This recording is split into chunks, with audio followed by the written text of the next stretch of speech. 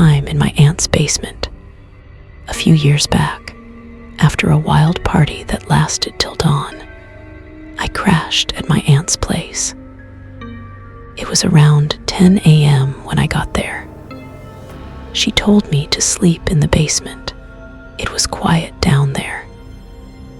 That basement was always dim and damp, with an old pull-out couch and a flickering lamp that barely worked. I lay down, but couldn't fall asleep. Tossed and turned for what felt like 20 minutes. Checked my phone. Suddenly, it was 9 p.m. I figured I must have dozed off without realizing, but my body still felt exhausted. Closed my eyes again. Felt like only a few minutes passed. Checked the time. 2 a.m. My heart started racing. I turned on my aunt's old gaming console just to have some light. The TV cast a faint blue glow across the walls. The furnace usually made 2 loud bangs every half hour normal. But this time, after the usual 2, 4 rapid, angry bangs followed, like someone pounding with fists. My eyes drifted to the stairs. Something peeked out from behind them. A long, stretched head, no face, just pure shadow. I tried to convince myself it was nothing. Went to the small basement window to look outside and calm my nerves. Had to jump to see out, so I grabbed a stool. Barely a few seconds passed when, right next to my ear, a violent scratching started on the concrete wall. Like long, sharp nails dragging hard. I slowly turned my head, nothing there. But the scratching got faster, more frantic. I ran to the other window. That's when I saw it, a towering shadow, at least 8 feet tall, standing right in front of me.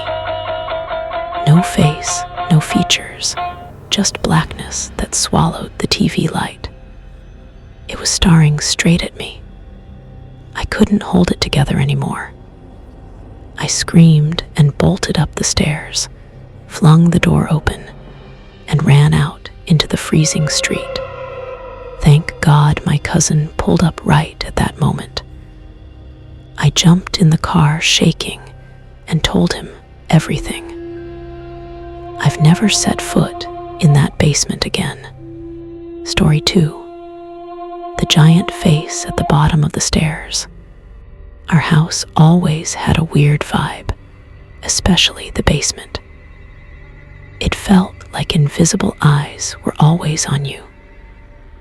For years, we'd hear loud thuds down there, like something massive slamming against the walls. But every time we checked, nothing was moved, not even dust. One night, I got home late from work, around midnight. My parents were out of town, house completely empty. I came in through the side door, walked past the basement stairs like always. Out of the corner of my eye, something moved in the darkness below. I stopped, looked down, and there it was. A face huge, the size of a torso, right at the bottom of the stairs. Leathery, wrinkled brown skin, wide, empty black eyes, mouth hanging open, slowly opening and closing like it was trying to speak or breathe. It just stared up at me. I didn't scream. I didn't run. My body froze. After a few seconds, I quietly walked to my room, locked the door, and called a friend to come over because I couldn't be alone. Even now, when I visit my parents, if the basement door is open, my skin crawls. I've never gone down there again. Story 3. The the mimicking presence in our old family house, Philippines. I grew up in my grandparents' big old house in the Philippines. The unfinished basement was always colder than the rest of the place, and that's where most of the strange things happened. My mom once saw my aunt shuffle across the living room in her familiar slippers while cooking lunch. She added extra food for her, called her name nothing. She went to check. The house was completely empty. Another time, while sweeping our room next to the basement stairs, she opened the door and saw a shirtless, dark-skinned man in jeans walking down into the basement. She thought it was one of my uncles, checked the house. Nobody home. Years later, my uncle was in his second-floor bedroom late at night. He looked out the window and saw the same shirtless man staring right at him from outside a window with no balcony or ledge. Impossible for any living person to stand there.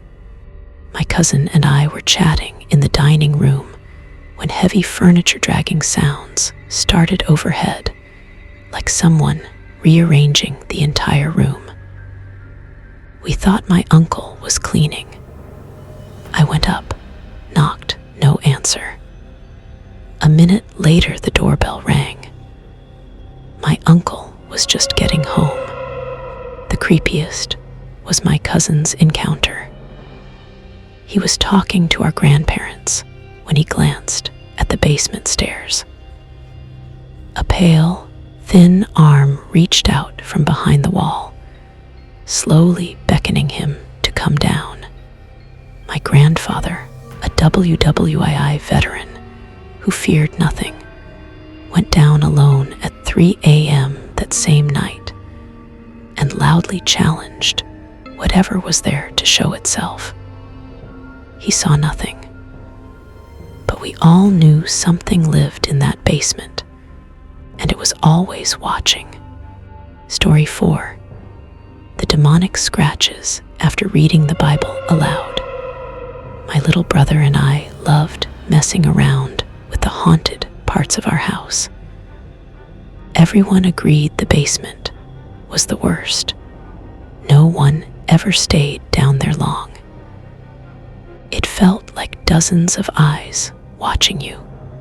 Our church gave us small Bibles, and we heard reading scripture out loud could drive spirits away. So we decided to test it in the basement. The door wouldn't budge at first, like something was holding it from the other side. We both pushed hard and finally got it open. We went down. I started reading aloud. Barely 2 pages in, heavy footsteps and whispering started all around us. We thought it was our older siblings pranking us. Looked, no one there.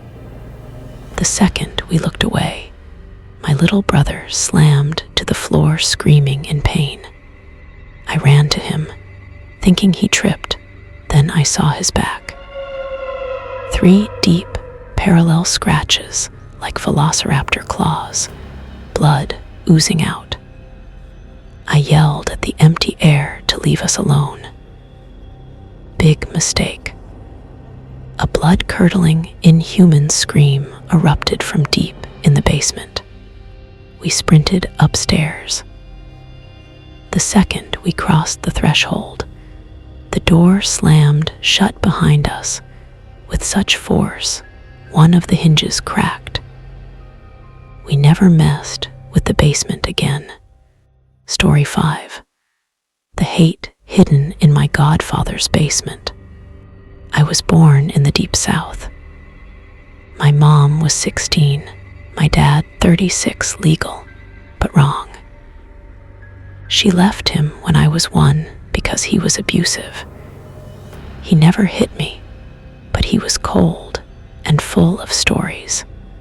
One story he loved repeating was how he met my godfather, Mr. Jack, a white man who first called him a racial slur at a gas station in the early 80s.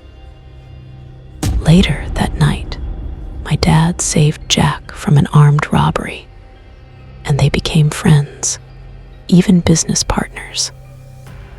Jack became my godfather. When I was 12, I spent the summer with my dad. One night, Jack offered me cash to clean his basement. I said sure. The moment I stepped down those stairs, my skin prickled. At the bottom stood a mannequin in full KKK robes. The walls were covered in Confederate flags, nooses, lynching photos, white power signs. I froze. Jack appeared behind me smiling. That room's off limits. Don't tell your daddy, he knows, but doesn't need reminding. I made up an excuse about feeling sick and left early the next day. Years later, I asked my dad about it. He just said, "Some men keep ghosts in their basement. As long as they don't haunt you, leave them be." But those ghosts do haunt me. Certain types of white guys still make my heart race. That experience broke something in me. My own father sent me down there knowing what was waiting. Story 6. The entity that finally left when I screamed. For the first 16-17 years of my life, weird stuff happened constantly in our house. Feeling watched when alone, taps on my shoulder with no one there, my name called in my mom's voice when I was home alone. Terrible sleep paralysis, with a tall figure standing in the hallway watching me sleep. One night, my parents were at the hospital with my dad after heart surgery. I was alone with the dogs. They always followed me to the basement to play games, but that night, they planted themselves at the top of the stairs, staring down, refusing to come.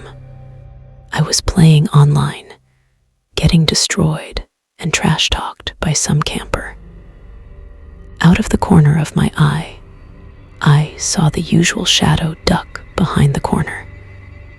This time rage beat fear. Then, a framed picture leaning against that same wall crashed down, glass shattering. I lost it, stood up and screamed every curse I knew. Go to hell. I never want to see you again. Since that night, every single paranormal thing stopped, like it actually heard me and left. Story 7. The stairs that led somewhere else. When I was about 5 or 6, my family stayed at a hotel in Texas. I had a little rubber ball. I kept bouncing down a single flight of stairs that supposedly led to the basement, over and over, laughing the whole time. The stairwell was dead quiet, except for the ball. One time I threw it down, ran after it, grabbed it, sprinted back up, and when I reached the top, everything was different. Different carpet, different wallpaper, different lighting. A long, empty hallway stretching forever. I froze, clutching the ball. Something deep inside told me not to go back down those stairs. I took the elevator instead, praying it would bring me back to normal. It did. Same lobby, same ugly carpet. I never touched that stairwell again. Years later, I asked my mom about it. She remembered how shaken I was that day, and then told me the hotel didn't even have a basement. So where exactly had those stairs taken me? Story 8. The bookshelf that fell alone, and the man in the TV reflection. A few years ago in my old house, a massive crash came from the basement one afternoon, like heavy wood smashing concrete. I went down to check. The big 6-shelf bookcase that had been securely bolted to the wall for 5 years was face down on the floor. No earthquake, no reason, just lying there like it had been pushed. No scuff marks, nothing. I spent half an hour cleaning up, grumbling the whole time. Later that night, I was watching TV, staring more at the black reflection between shows than the screen itself.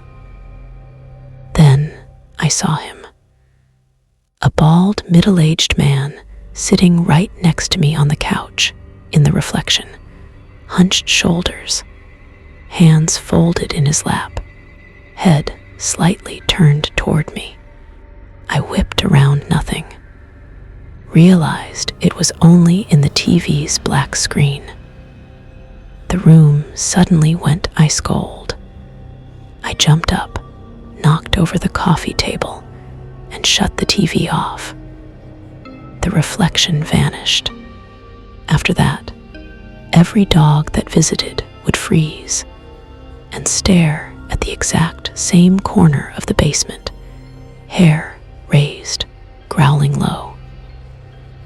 My brother's dog flat out refused to go down, whining and fighting like the stairs were on fire. I sold the house a year later. Sometimes, when I see home videos of other people's living rooms, a tiny panic hits me, like I'm waiting to spot him again in the reflection.